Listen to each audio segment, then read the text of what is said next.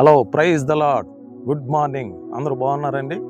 దేవుని మహాకృపను బట్టి మీ అందరి కొరకు మేము ప్రార్థన చేస్తున్నాం. అలాగే మన పరిచర్య కొరకు, మన సంఘం కొరకు మీరు అందరూ ప్రార్థించండి.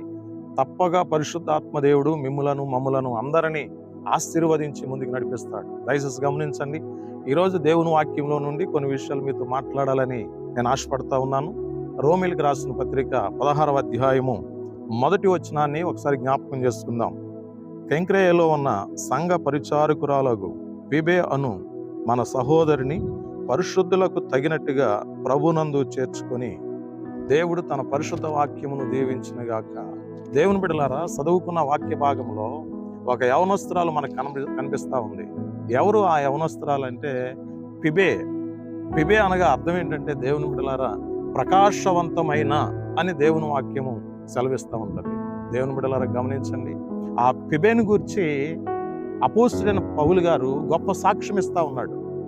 ఎందుకు ఆ యవనస్తురాలైనటువంటి ఫీబే అనబడినటువంటి బిడ్డ కోసం అపోస్తలుడైన పౌలు గారు సాక్ష్యం ఇస్తున్నాడంటే, అపోస్తలుడైన పౌలు గారికి ఆమె ఎంతో సహాయకురాలై ఉంది.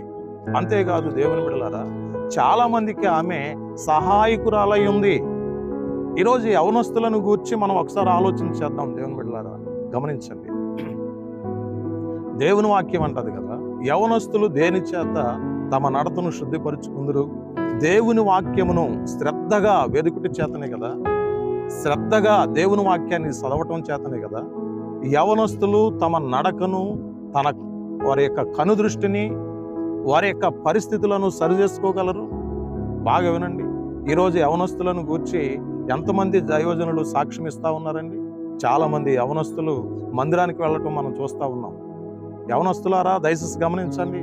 మందిరానికి ఎందుకు వెళుతున్నారు మీరు? వాక్యం చదవడానికి, పాటలు పాడడానికి, ప్రభువును ఆరాధించడానికి, ప్రభువును మహిమపరచడానికి, దైవజనులకు సహకరించడానికి, దేవుని పరిచర్య చేయడానికి మనం మందిరానికి వెళ్తా ఉన్నాం. యవనస్తులు ఈరోజు చాలా మంది ప్రభువును ఆరాధించే వాళ్ళు ఉన్నారండి. చాలా మంది యవనస్తులు ఈరోజు లోకానుసారంగా తిరుగుతూ ఉన్నారండి. వారి ఇష్టమైన మార్గాల్లో తిరుగుతూ ఉన్నారండి. చాలా మంది యవనస్తులు వారి తల్లిదండ్రుల మాటలు వినరండి. తల్లిదండ్రుల యొక్క మాటను గౌరవించరండి.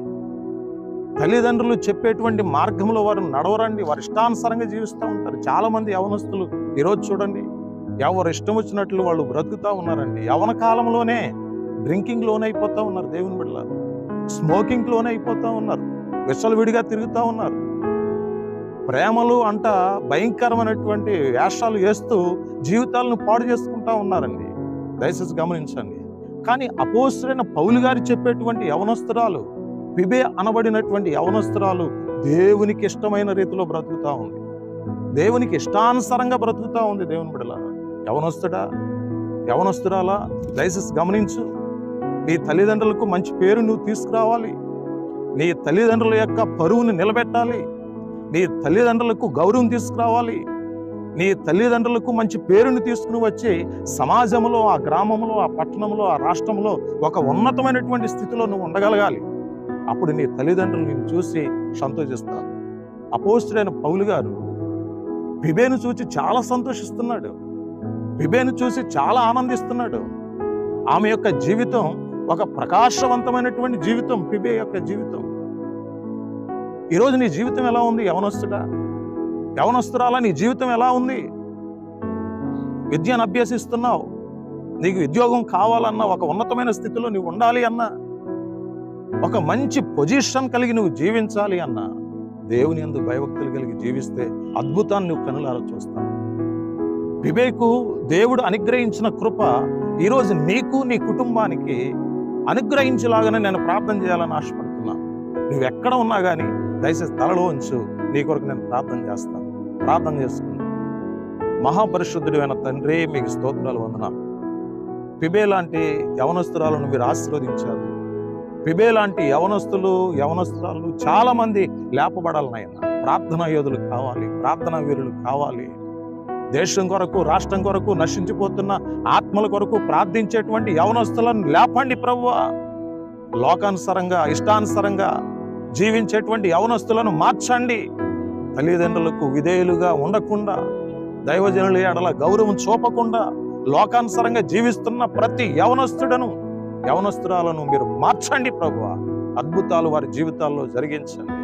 ప్రతి కుటుంబం కోసం మీ దాసుడిగా నేను ప్రార్థన చేస్తా ఉన్నాను. మీ సేవకుని యొక్క ప్రార్థన అంగీకరించి మా బిడ్డలందరి జీవితాల్లో కార్యం చేసి అద్భుతం చేయమని యేసు నామములో ప్రార్థిస్తున్నాము తండ్రి. ఆమేన్. God bless you.